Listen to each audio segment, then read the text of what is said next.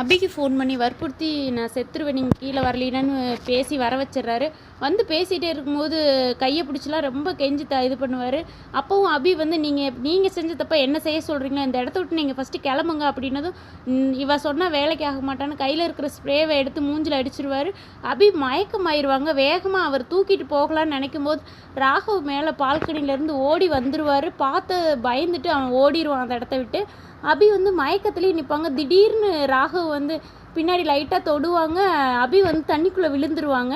ராகவ் தான் தூக்கிட்டு போய் பெட்ரூமில் படுக்க வைக்கிறாரு. அப்போவும் வந்து நம்ப மாட்டேங்கிறாரு. அபியை தான் திட்டுறாரு ராகவ், நீ என்ன காரியம் செய்யலாம்னு நினச்சிட்டா, இவ்வளோ கெட்ட புத்தி வச்சுக்கிட்டு தான் நீ இப்படி இருக்கிறியா அப்படி இப்படின்னு சொல்லி அபியை வந்து பயங்கரமாக திட்டுறாரு. அங்கே என்ன நடந்ததை மாற்றி புரிஞ்சுக்கிறாரு ராகவ். இப்படி தாங்க ப்ரமோ போட்டிருக்கிறாங்க. எல்லா தப்பையும் அபி தான் செஞ்சுருக்குறாங்கன்னு ராகவ் நினைக்கிறாரு. ஏன்னா அந்த லெட்டரை வந்து மாற்றி வச்சிடுறாங்க. அபி வந்து இந்த வீட்டை விட்டு கிளம்புற மாதிரி எழுதி இதை படித்த ராகவ் வந்து அபி தான் தப்பு செஞ்சுருக்குறாங்கிற மாதிரி ரொம்ப திட்டுறாரு. பிடிச்சிருந்தா ஒரு லைக் கொடுங்க. நீங்கள் என்ன நினைக்கிறீங்க?